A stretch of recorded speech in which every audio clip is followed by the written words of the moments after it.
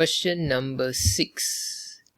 Diagram 5 shows the graph of the function. So they give you the function here for the domain -2 to 7. Okay, so this is the graph. Find the value of the other object of h. So we got h here. So the first object of h is obviously 7. So we need to find the second one, the second object. Okay, we don't know what's the second object there. So the first thing we have to do is we have to find what is h before we can even find the second object. So the function is fx equals modulus x minus 3 plus 1. So we want to find the value of h. So we know the object is 7, so f7. So that means 7 minus 3 modulus plus 1. 7 minus 3 is 4, so modulus of 4 is still 4, and then 4 plus 1 is 5.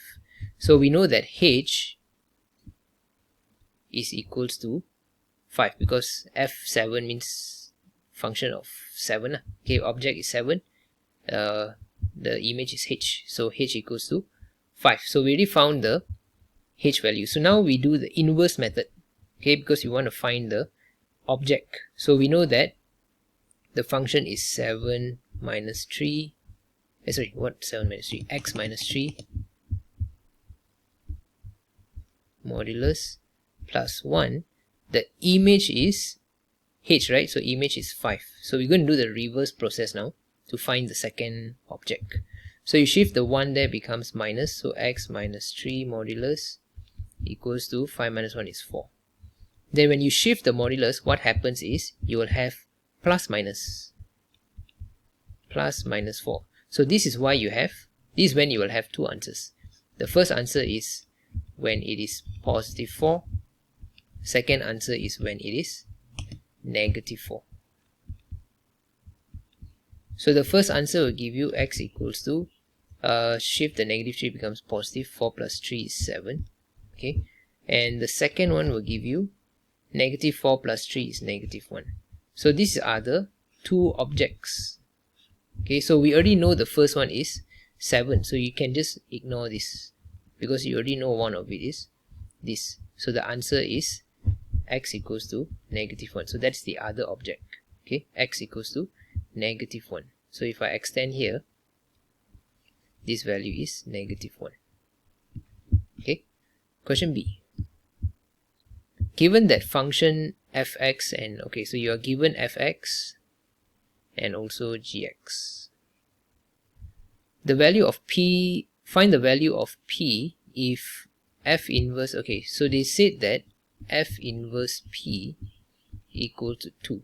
So this kind of question, I like to do this kind of question because there's actually a simpler way to do, because they have already given you the object and the image. So what you can do, instead of doing inverse function to find f negative 1, what you can do is we can change this to become a forward function. So what happens is the object and the image you just change. That means the 2 comes inside and the p goes outside. Okay, so when you do that, what happens is the inverse function becomes a forward function. So f2 equals to p. So we can still use back this equation to find the value of p. Okay, so question B1. So we know that f2 equals to p. So f2 is what? So you just substitute 2 into the f function. So 4x, so 4 times 2 minus 1 equals to p. So p is equals to 4 times 2 is 8 minus 1 is 7. So that's your answer. Second, find the value of x when fgx equals to 5f2. So fgx equals 5f2. So we have already found 5f2, right? Sorry, we have already found f2. f2 is equals to p.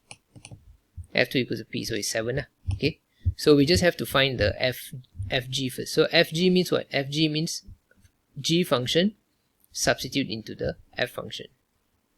So you have 4x, but the x is going to be 2x plus 3.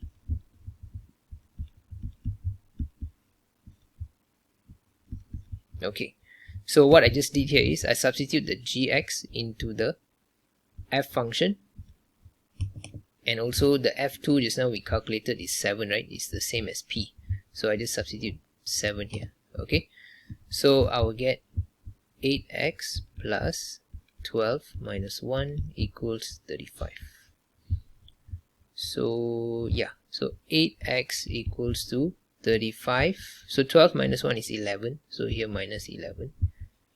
8x equals to 24. X equals to 24 divided by 8 is 3. So that's how you do it.